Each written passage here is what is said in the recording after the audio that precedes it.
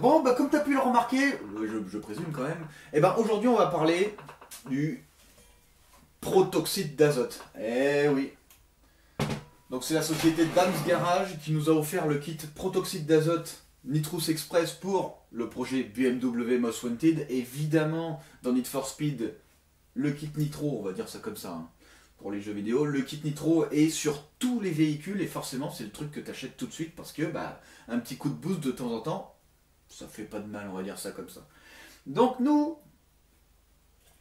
rien, écoute, on va voir un petit peu avec Dams, bah, quelles sont les utilisations, si c'est si simple que ça, si c'est accessible à tous, j'ai envie de dire oui, et puis tous les éléments, on va voir ça ensemble.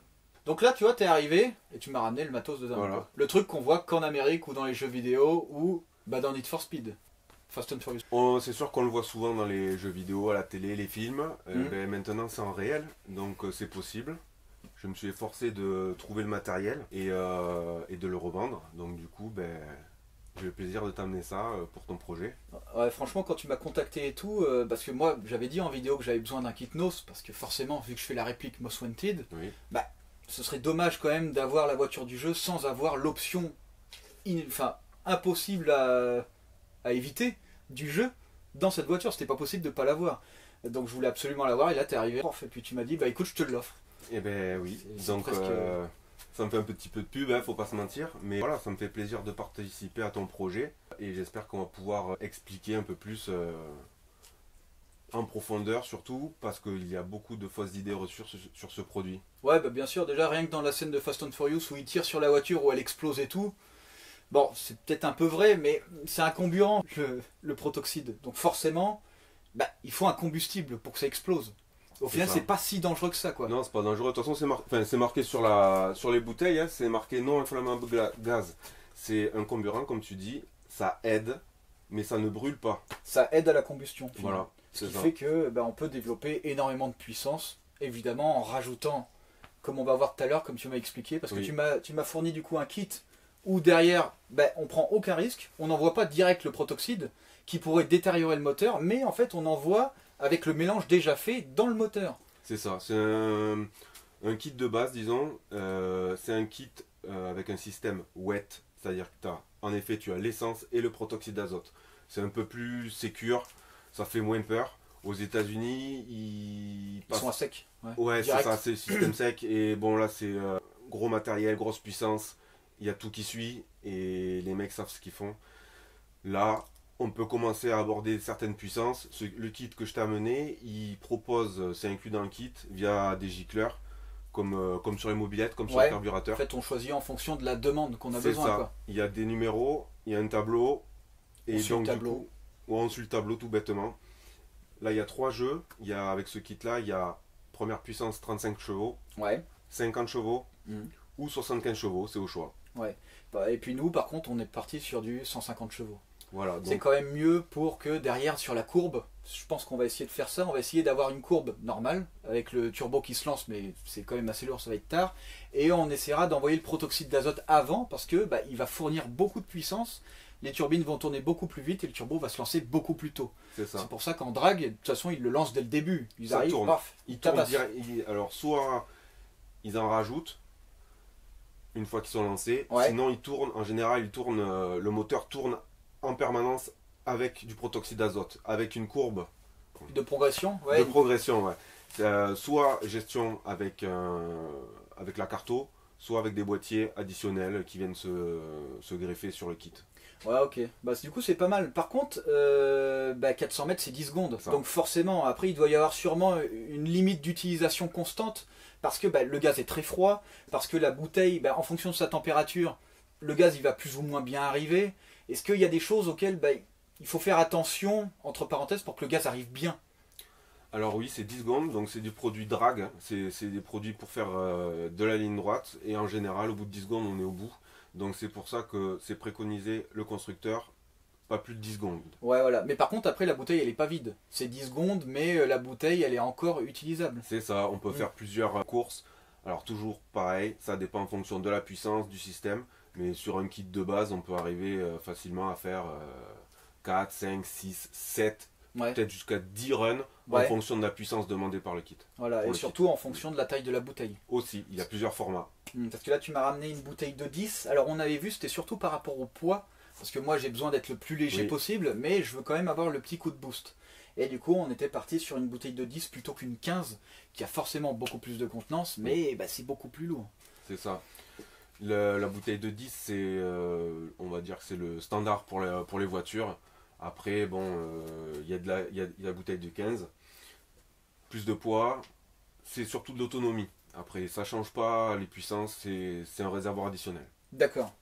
Ok, ça marche. Et après, en fait, bah, moi par exemple, j'utilise de l'E85. Il y en a, ils utilisent du 98, il y en a, ils utilisent du gasoil. Est-ce qu'il y a des soucis en termes techniques sur bah, chacune des utilisations? Alors, non, il n'y a pas de problème, le protoxyde d'azote ça change pas. Par contre, le système d'injection diffère un petit peu. Du gicleur? Les gicleurs changent. Le kit essence fonctionne avec l'éthanol, Ouais. mais il faut se référer à la grille avec les gicleurs éthanol. Ou alors directement partir sur un kit plug and play éthanol déjà. Ouais, d'accord. Et à part ça, après, à part le diesel. Les diesels, c'est des systèmes secs. Et ça fonctionne de la même façon, mais juste c'est du sec. D'accord, très bien.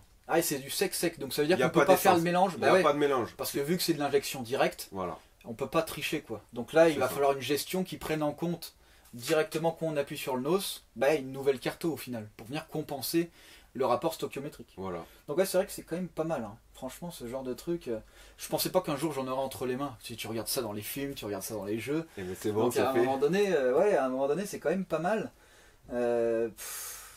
Puis je vois qu'en fait le kit il est assez complet parce que je m'attendais à recevoir. Bah, tu m'as dit tu m'emmènes un kit. Oui. Moi je m'attendais à une bouteille, tu vois, avec des tuyaux, Voilà. un interrupteur à la rigueur, mais c'est tout quoi. Non, Et en c'est fait, fourni, ouais. c'est complet. Bah ouais, quand tu m'as parlé du fait que ce soit humide, alors qu'en fait bah, c'est dans les films ou dans les jeux on le voit pas réellement, et ben on rajoute clairement le côté sécurité. Parce que là, bah, on peut pas avoir de problème du tout. Le fait que ce soit humide, parce que le mélange est déjà fait. Voilà. Ça rajoute la sécurité. Mais les secs sont fiables aussi. Hein. Mais il faut Bien géré. savoir Ouais. ce qu'on fait.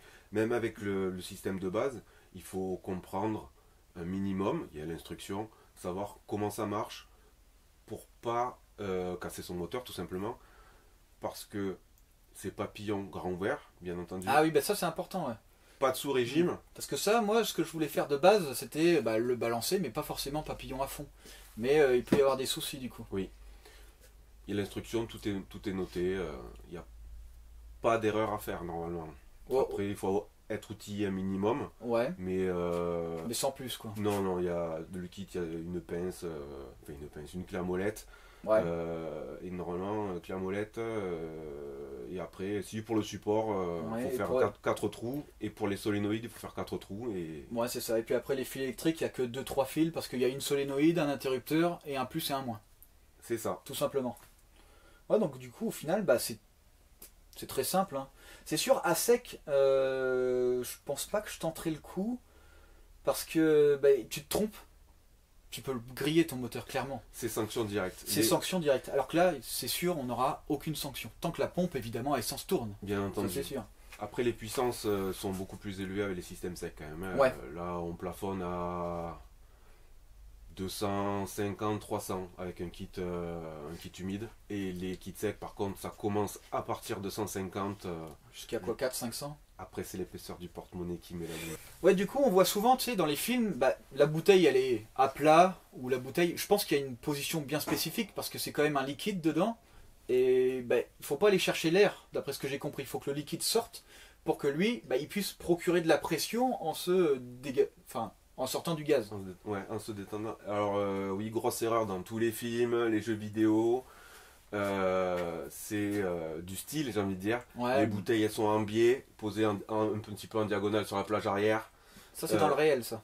Elle doit être en biais. Non, Non, elles pas- doivent être dans le sens, elles doivent être comme cette bouteille. Comme on la voit là, ouais, d'accord. Voilà, et le sens de la voiture, l'avant vers le côté robinet. D'accord, très bien. Parce qu'en fait, dedans, il y a une paille qui vient jusqu'au fond de la bouteille Ouais. et elle est courbée. Du coup, ça évite le déjaugeage, disons. Ouais, elle redescend en fait dans l'angle de la bouteille ici. C'est ça. Ce qui fait que en fait, bah, quand on est presque vide, bah il n'y a quand même pas de gaz qui vient. Ça. Quoi. Et aussi avec l'accélération, au même titre qu'un carter d'huile. Ouais, bah oui, parce que quand on freine, de toute façon, il faut couper, puisque voilà. une fois que les papillons des gaz sont pas à 100%, ça c'est super important d'après ce que j'ai compris, tant que c'est pas à 100%, il faut pas envoyer du tout le spray magique. Voilà. Et donc c'est vraiment cool. Et alors, ce qui se passe, parce que moi j'ai travaillé un peu sur les liquides, oxygène liquide ou azote liquide, et en fait, en fonction de l'utilisation, je sais que les bouteilles elles refroidissent, et qu'au final l'efficacité, bah, c'est plus la même, parce que la sortie de gaz n'est plus pareille. Et d'après ce que j'ai compris, je crois qu'en stock, tu as des trucs qui viennent compenser ce problème. Alors oui, la bouteille, elle est, moi je peux la remplir. Il y a une pression. Il y a une pression d'utilisation. Donc ça, on le voit sur la jauge. Et donc il y a une zone rouge, forcément. Bon là, on en parlera à la fin. Il y a la zone verte, c'est la plage d'utilisation. La bouteille est pleine. Pression qui va très bien pour le fonctionnement, pour les données de puissance. Après la zone jaune, on a déjà fait quelques tirs. Ouais, d'accord. Et après, en dessous, on est à la zone blanche. Ça ne veut pas dire que c'est plus utilisable, ça veut dire qu'en fait, la pression optimale n'y est plus. C'est-à-dire qu'on va sentir le shoot, mais il ne sera pas aussi efficace qu'avec dans la zone verte. Ah oui. Vas-y. Parce que surtout, là, vu qu'on n'est plus dans la zone verte et qu'on a moins de pression, bah, le rapport stéréométrique, on va être un peu riche, du coup. Oui. En manque de carburant. Pour rester dans la zone optimale d'utilisation, en fait, il y a des gilets qui chauffent la bouteille. Comme pour les pneus Formule 1 au final. Exactement la même chose. Ça monte à 70 degrés, c'est en manuel. Ça monte quand même à 70 degrés. 70 degrés, oui, pour récupérer la pression optimale. Et dès qu'on est dans la zone verte, on peut couper. Et même si la bouteille, elle a un tiers, il reste un tiers de gaz, on a les performances comme si elle était pleine. Ok, ça marche. Mais est-ce qu'on peut, du coup, en chauffant, augmenter la pression de base ou non? Elle est fixe, la pression de base. Alors oui, c'est pour ça que la zone rouge... Non, mais la pression de base, ouais, ah oui, d'accord. Parce qu'il y a un lien avec la zone rouge. Si la bouteille est pleine et qu'on met le chauffeur, ça se détend encore plus. Ah oui, la pression augmente. Ouais. Donc il y a une soupape de sécurité, bien sûr. Et du coup, bon, je tente pas. Ouais, ok, tente pas. Ouais, bah, écoute... Par contre, bah, du coup, c'est 0-1 ce truc-là. Là, c'est en mode on-off, ouvert-fermé. Ça t'arrache tout, quoi. T'es sûr. Même si t'as que 100 chevaux d'un coup alors que t'en as 500, bah, ces 100 chevaux-là, c'est du 0-1. Donc là, donc en gros, en virage, il vaut mieux un peu éviter, quoi. Voilà, c'est pour ça que c'est des produits ligne droite à la base. Ouais.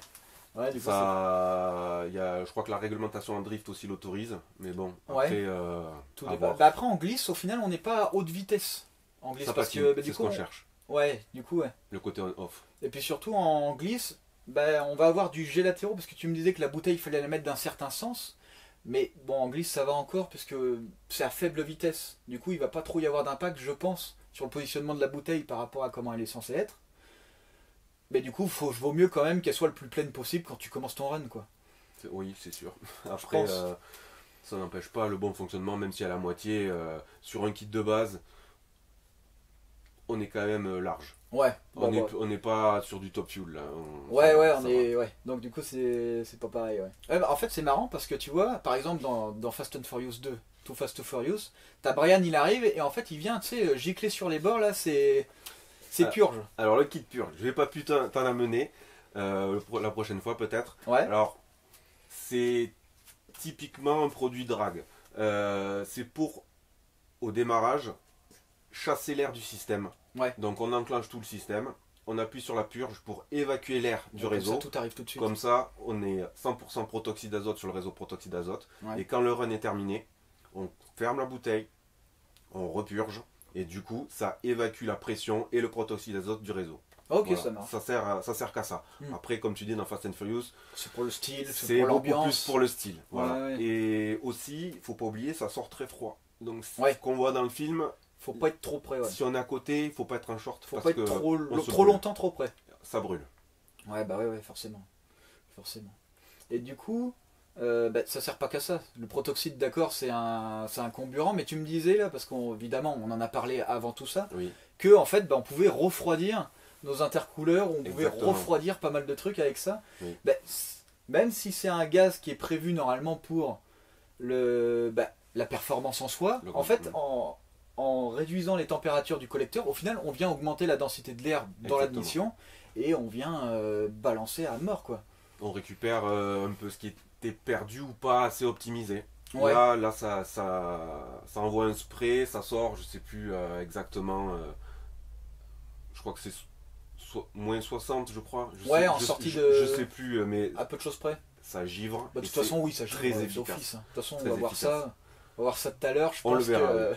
On va faire le test. Je pense que ça va un peu arracher, ouais.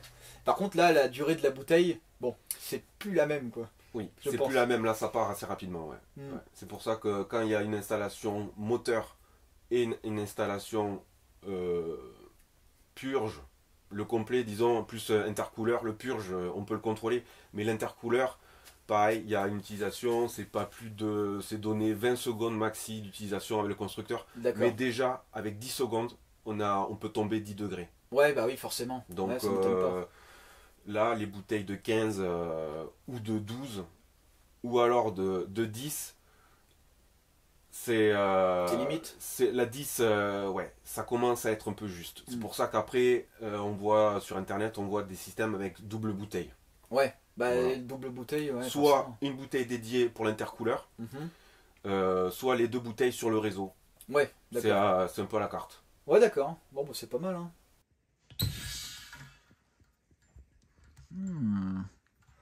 C'est la température qui fait que la pression est un peu basse. Ouais. Donc, au final, il faut pas trop utiliser à température basse. Ben, froid et froid, là, c'est sûr que si c'était un peu à température genre 20 et quelques, bah, ouais. C'est vrai que là, il fait quoi? Il fait 15. Ouais, c'est vrai que là, il fait froid parce qu'on est dans le garage. Ouais.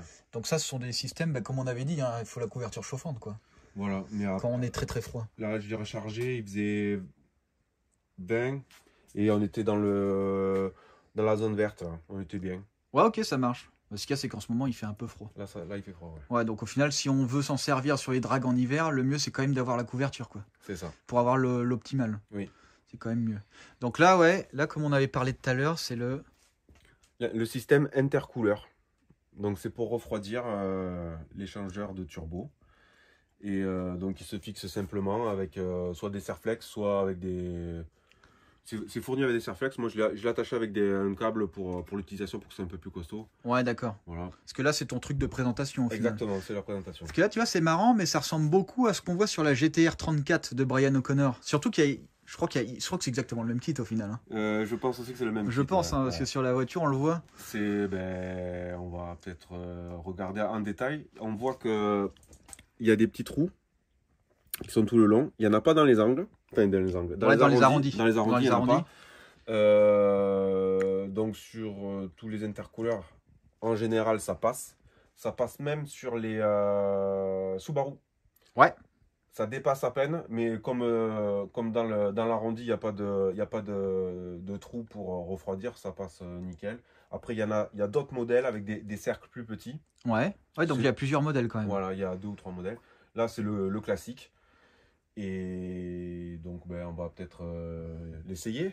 Ouais, et en fait, c'est marrant parce qu'en fait, ce qu'il faut savoir, c'est que si les jets, ils sont pas vers l'intercouleur, c'est pour éviter de refroidir qu'uniquement une partie de l'intercouleur. Voilà.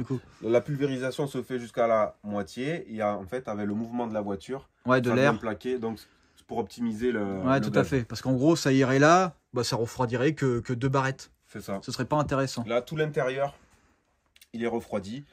Et on va voir avec la démo que ça fait plus que ça arrache un peu quand même. Ça souffle pas mal. Oh bah écoute, on va voir. Et ouais. Vas-y, balance. Ah ouais. Ouais, non, tu vois, ça rigole pas. En plus, ça gèle tout de suite. Ah oui, je me rapproche, t'appuies pas. Hein. Non, non. Je me rapproche, t'appuies pas.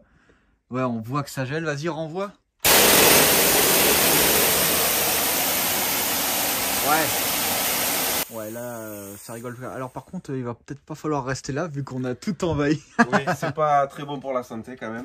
Mais ouais, bah tiens, tu vois, même si on était froid, on a quand même perdu des degrés et ça continue à baisser. Donc là, on perd des degrés. Hein. Après, ça met énormément de temps à un truc comme ça. Mais forcément, plus on est chaud de base et plus la différence de température va être élevée. Après, il y a la planche aussi qui aide pas. Parce que quand ça traverse, ça repart. Voilà. Ouais. Mais sur le véhicule, c'est. Oui, parce qu'il n'y a pas de. Ça continue à descendre de toute façon. Ouais, alors, je pense qu'à mon avis, ça doit être quand même pas mal efficace. Par contre, ouais, c'est à courte durée, quoi. Donc là, 20 secondes d'utilisation constructeur, c'est conseillé 20 secondes. ouais, c'est ce que tu me disais tout à l'heure. Voilà. Ouais, donc franchement, c'est pas Déjà en mal. 10 secondes, on a pas mal d'effets. Sur un run, on l'active au démarrage, on fait le run, on coupe. Voilà, ça c'est très efficace. Putain, Là, on et est ça, à- ça ça continue, descend encore. ça continue à descendre.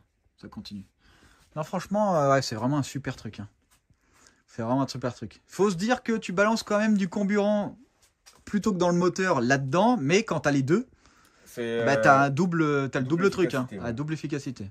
Ouais, bah comme tu vois, bah, si j'avais besoin de ton produit, c'est parce que derrière, bah, j'ai quand même un projet. Tu vois, j'ai quand même un truc balèze. Un bon La Most projet, oui. Wanted, ouais, on a un V8, un UZ, l'objectif 1200 chevaux, ça je t'en avais parlé. Oui. Et en fait, bah, il va y avoir le souci du lag, même si je suis en biturbo. Et en fait, bah, c'est pour ça que on va prendre le nitro, comme on appelle ça dans les jeux vidéo. Oui. Tu vois, Alors c'est mauvaise appellation. Hein. le nitro, au final, c'est le diminutif du nitrous. C'est Au ça. final. Parce que sinon, tu as aussi le nitrométhane, mais ça, c'est encore autre chose. Ça, c'est le carburant des dragsters. Exactement. Pour pas se mélanger, je pense qu'on va pas aborder le sujet parce que de toute façon tu vas le faire tourner sur du 98 ou de l'éthanol. Non, 85. nous. D'accord, de l'éthanol. On va partir sur Ok. du 85. Du coup, il va me falloir la buse spéciale E85 et protoxyde. On regardera ça. Parce ouais. que les ratios stoichiométriques, comme on en Pour a les parlé, gicleurs, oui. ouais, il faut que ce soit différent. Oui. Donc, tu vois. Donc, bah, vu qu'on va partir sur un moteur qui va quand même fournir de la puissance et surtout on va avoir le protoxyde, il faut de la pièce interne Renforcé. balèze. Ouais, voilà. Par contre, si on veut le mettre sur une machine pas très puissante, on peut quand même foutre du protoxyde, mais à faible dose. Oui, il faut pas dépasser. Là, le kit que tu as, il fait 35, 50 et 75 chevaux en plus. Ouais. C'est du on-off Ouais. parce qu'il n'y a pas de. Je pense que toi, tu vas le faire avec la gestion.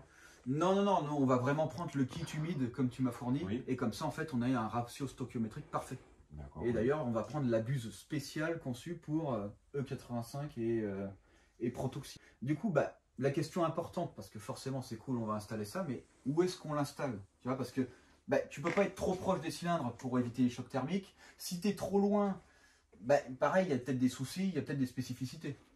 Oui, alors vu la configuration, on en a parlé, ça va être avec le kit universel, le kit Proton, on va se mettre à 10-12 cm avant le papillon. Ouais. Après, il y a d'autres systèmes, mais celui-là, c'est le classique, le basique. Ça se passe assez rapidement à l'installation et on verra plus tard éventuellement. Mais là, déjà, pour gérer le lag, Ouais. parce que c'est ce que tu veux. Ouais, c'est le déjà, plus important. Déjà, on va être pas mal. On pourrait avoir plus de puissance en fin, mais là, le but, c'est vraiment d'aller compenser le fait que la turbine turbo est vraiment lourde, elle met du temps à se charger, mais grâce au protoxyde, on envoie des explosions beaucoup plus fortes, Voilà, qui fait qu'on envoie beaucoup plus de gaz et la turbine, elle se lance beaucoup plus tôt. ça part. Donc nous, c'est ça le but au final. C'est ça le but. Du coup, pour l'installation, moi, je vais injecter du carburant et du nitro, sauf qu'en fait, c'est pas la même pression. Par exemple, moi, quand je vais envoyer de la pression avec mon turbo, je vais envoyer presque 2 bar 7 à peu près. Et sauf que ça peut contrer les pressions internes, je sais pas si tu vois ce que je veux dire, Oui, oui, oui. dans la buse. Mais il y a sûrement une façon de la mettre ou pour compenser ça, puisque les gens ils l'installent. Alors du coup, bon, oui, il y a la distance qu'on vient de parler, à respecter. Mhm. Et en fait, la buse, il y a un effet Venturi, Ouais. parce qu'il y a 2 entrées dans le diffuseur. Une entrée N2O, une entrée pour le carburant. Ils sont bien séparés, et du coup C'est c'est bien séparé. spécifique. Et le N2O fait effet Venturi et tire le carburant dans le diffuseur et pour que ce soit homogène. Et en plus de ça, on met dans le sens de l'aspiration du Exactement. moteur. Même si on a une pression interne qui est grosse, et on a quand même un effet Venturi. C'est ça, oui. Donc c'est pas mal. Écoute, au final, il y avait une autre question qui était quand même importante, c'est que vu que le carburant il a moins de pression que le protoxyde, il vaut mieux peut-être privilégier d'avoir une solénoïde très proche de du gicleur. D'accord, oui, alors je vois ce que tu veux dire. Dans le kit, c'est fourni, il y a deux câbles tressés qui sont courts, c'est prévu pour. Mhm. Ils ont la même longueur. Et la pression du carburant, ça varie en fonction de la préparation. Ouais. Mais la bouteille, elle est constante et l'effet Venturi fait que ça règle le problème. Ouais, La distance ne gêne en rien parce que c'est très court. Ouais, voilà, donc les mecs qui veulent l'installer, il faut pas foutre les solénoïdes au tableau de bord. Il faut les foutre au plus près du gicleur. C'est ça. Pour pas qu'il y ait de soucis. Oui. Et du coup, après, de toute façon, j'ai vu que, ce que tu m'avais fourni dans le kit, on avait un tuyau qui allait largement jusqu'à soit tout l'avant pour un moteur arrière, ou soit tout arrière pour un moteur avant. Ce qui fait que rééquilibre des masses, on est bien. Oui.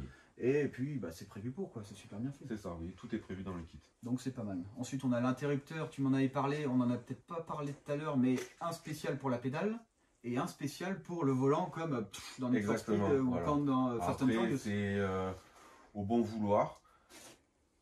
Moi, je préfère à la pédale au niveau sécurité, comme ça, on n'est pas papillon grand ouvert. C'est comme tu disais, c'est super important. Parce que il faut que le papillon soit grand ouvert, pas de sous-régime, papillon grand ouvert, bien sûr, on vient de le dire, et pas plus de 10 secondes. D'accord. Voilà. Il y a un régime spécifique? Ça dépend du moteur, ça dépend de... C'est sûr que les moteurs qui ont une grosse cylindrée, c'est plus facile, enfin, on va dire, c'est l'accepte plus facilement. Ça, ouais, sûr. à bas régime, parce que vu que les cylindres ont beaucoup de volume, bah, ça reprend. C'est vrai que si on a 1,6 litre et à 1500 tours, on envoie pour 150 chevaux. C'est du on-off là. Donc, ouais, ça va être compliqué, peut-être que ça va être très chargé à l'intérieur des cylindres. C'est ça. Après, l'intercouleur.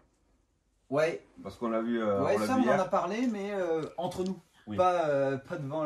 Ça, c'est important en plus, parce que justement, j'avais posé la question. Si c'était mieux de le placer avant ou après l'intercouleur. Alors, aux États-Unis ou sur les vidéos qu'on voit sur Internet, c'est drag. Donc, du coup, c'est des buses, des diffuseurs secs. Donc, c'est 100% N2O qui sort. Ils le mettent directement au turbo, c'est percé, ils le mettent en direct. Et ça refroidit le gaz interne. Exactement, il n'y a pas d'intercouleur. Après, quand on met un intercouleur, on aurait tendance à le mettre avant. Sauf qu'en fait, comme ça sort déjà très froid, l'intercouleur, lui, il refroidit. Mais justement, là, ça va être l'inverse. Il va réchauffer parce que le gaz est tellement froid que il vaut mieux le mettre après. Et surtout sur du sec. Sur de l'humide, il faut le mettre le plus loin possible parce qu'il y a le carburant avec lui. Ouais, et puis il peut geler et boucher les conduits. Ouais, donc du coup, faut quand même faire attention.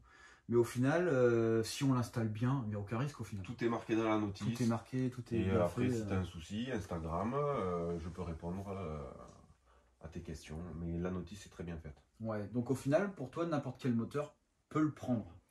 Si on est raisonnable en fonction des pièces internes. Exactement. Ouais, voilà.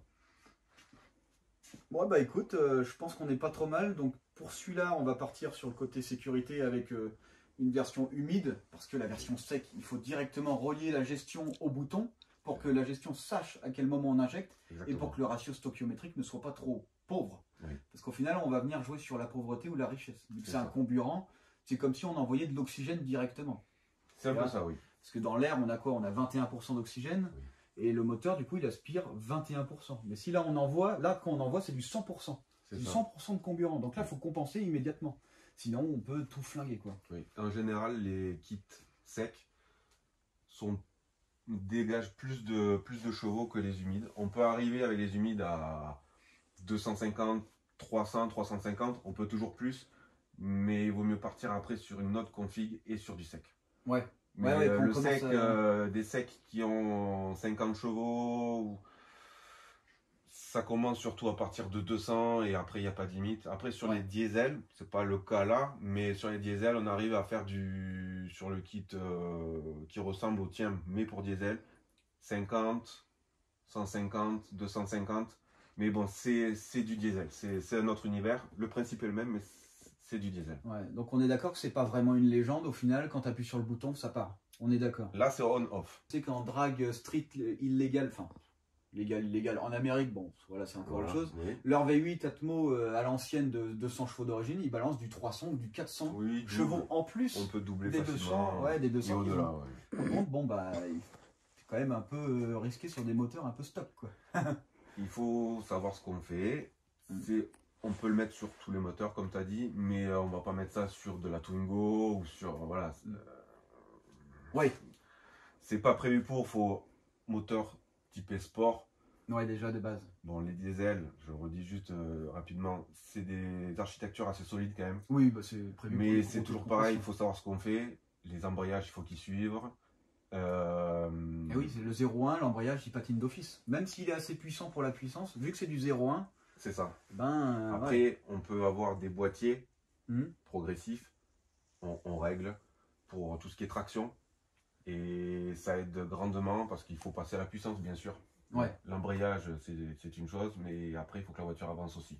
Ouais, d'accord. Ouais, bah oui, forcément. Bon, bah écoute, je pense que ça va être un truc de dingue, ce truc. Au passage au banc, bah, si tu auras l'occasion de venir, on essaiera de regarder la différence d'une courbe qui commence sans le kit, Oui. le temps de lancement des turbos, et après on essaiera de le faire avant. Parce Pour que voir là, c'est ce qu'on recherche. L'effet en réel, oui. Et d'ailleurs, on pourra peut-être, alors c'est vraiment aller chercher les limites, mais peut-être aller voir ce qui se passe tout en haut, en plus de la puissance qu'on a déjà. Aussi. Pour voir si on a une Peut-être compensation. Les températures, peut-être aussi, on verra peut-être une différence. Température, ouais, je pense température admission d'air, on va être plus frais. Parce que ça refroidit aussi Aussi, oui. l'admission d'air, forcément. On verra la différence de courbe. Je pense que ça serait intéressant, ça. Je pense que ça va être quand même sympathique. Et de faire découvrir le produit, ça fonctionne. Ouais, c'est ça, ouais. C'est pas que dans les jeux ou dans les films, en fait. Non, ouais. En fait, ça marche pour de vrai. Par contre, il n'y a pas de flammes qui sortent à l'arrière. Alors, les flammes, bon, Ça, c'est du un cinéma. peu, ouais, on ça, sait de quoi on parle. Ça reste du cinéma. Il y a des kits prévus pour ça. Mais les kits protoxyde d'azote font pas faire plus de flammes ou ne font pas de flammes. C'est des combustions, de toute façon, c'est en Voilà, interne. C'est ça. Bah écoute, je pense qu'on n'est pas trop mal. Hein. Je pense que ce moteur, il va être assez balèze, en espérant que je le monte bien. Parce que là, ça va être moi, là. Non, mais je pense que Ça va être à moi de le faire. Je pense que ça va être pas mal. Je pense que ça va être pas mal. Je pense aussi, ouais. Après, on verra pour les options. Enfin, on a parlé de buse. On regardera pour le kit. On verra les puissances, voir si on peut pas aller jusqu'à 200. Je sais pas si on ira jusqu'à 200. Je vais voir ce que les solénoïdes acceptent. Ouais. Et tu me diras qu'est-ce que tu veux et on fera quelque chose. Ouais, ça marche. On va le faire tourner le moteur, oui. Oh oui, oui. Ouais, je pense que ça va être sympa. Donc voilà un petit peu pour le Nitrous Express. Alors hyper content de l'avoir, forcément. Merci encore une fois Dams pour tout ça. Parce que sans toi c'est mort, je l'avais pas. J'avais pas le kit Nitrous Express. Et en fait, nous, on va en avoir besoin surtout pour le lag turbo. Donc en fait, l'avantage du Nitrous, comme tu as pu le comprendre, c'est qu'en fait, on a des explosions beaucoup plus fortes.